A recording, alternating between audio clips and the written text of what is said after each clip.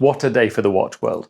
Watches and Wonders 2026 has kicked off in Geneva, and the releases are coming in thick and fast. We've seen technical masterclasses, the return of 1960s icons, and some Rolex discontinuations that have been a real shocker. Let's start with the one that everyone's talking about. Tudor's just updated the crown jewel of their collection. While there's been several huge releases today, including the new Black Bay 54 in blue and the brand new Monarch, the big news for many people is the technical refresh of the classic Black Bay 58. These watches aren't a radical departure in looks, but they're a massive step forward in terms of specifications. It's now officially a master chronometer, and that means it's METAS-certified, guaranteeing incredible precision and magnetic resistance up to 15,000 Gauss. Tudor's also refined the dimensions. The case is now even thinner at 11.7mm, making an already comfortable to wear watch even better on the wrist. Now you will notice some subtle aesthetic tweaks too. There's a new lollipop second hand replacing the previous snowflake version, and for the first time you can get the black and gilt model on a 5-link bracelet, joining the traditional rivet bracelet and fitted rubber strap. And the best part, all three options now come with the fantastic T-fit clasp for on-the-fly adjustments without any tools. As we all know, the BB58 is an absolute strap monster. Whether you're keeping it on the original bracelet, putting it on a vintage leather band, or a rugged fabric strap, this new METAS-certified version continues that tradition perfectly. It's a modern classic that's finally been given the high-end performance engine it deserves. But the real surprise for me is the new Tudor Monarch. This has completely caught me off guard, and I've got to say I am absolutely loving it. Its angular design is just brilliant. It's sharp, architectural, and has so much presence on the wrist. Honestly, I think Tudor have just beaten Omega in the angular case championships.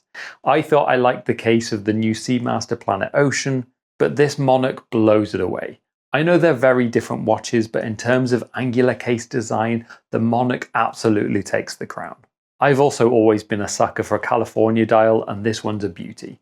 Those blackout hands and indices really stand out against the dark champagne dial, giving it a modern, aggressive edge you don't usually see with this sort of layout. I think it's going to be another incredibly versatile watch for strap changes too.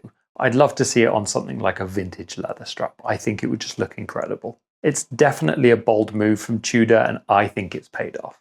Sorry to jump in, I just wanted to tell you about Watch Obsession. We've been a go-to store for watch enthusiasts since 2010, specialising in premium watch straps with over 1,000 styles to choose from. You'll also find tools, accessories, and a collection of pre-loved watches to help you fuel your obsession. Okay, let's get back to the video.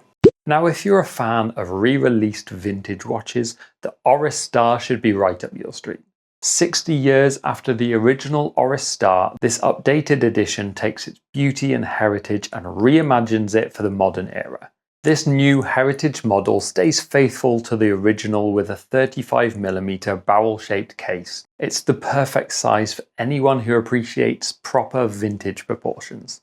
And the grey dial is beautiful, featuring that iconic vintage star logo, a date window at 3 o'clock. It really keeps that retro vibe going. Oris have also used a domed plexi crystal, which gives the watch a beautiful warmth you don't get with sapphire. While the outside is pure 1960s, the inside is something completely modern. It's powered by the Oris 733 automatic movement, giving you that Swiss reliability we've come to expect. Oris have really nailed the details on this one, creating a watch that feels like a genuine piece of history without the fragility of an actual vintage find. Rolex have also brought the heat, celebrating 100 years of the Oyster case. The big news is the Oyster Perpetual 41, with that stunning 100 years slate dial. But the real talk of the town is the redesigned Yachtmaster 2 and the incredible Daytona with sapphire caseback. And yes, it is official, the big shocker, the Pepsi GMT and the Cookie Monster Submariner are officially no more. Patek Philippe are celebrating Nautilus's 50th anniversary, reimagining the icon by stripping it back to the absolute essentials. No date, no seconds, just hours and minutes on that famous embossed dial. The new Nautilus sits at 41mm in white gold, while the platinum version drops to a vintage-friendly 38mm.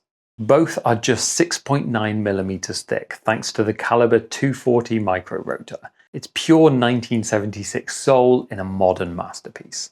We've also seen new releases from Hublot, Zenith and Vacheron Constantin, but I want to hear from you. Which is your favourite so far? Let us know in the comments. And if you want to see more videos from us, don't forget to hit that subscribe button. Thanks for watching. I'll see you next time.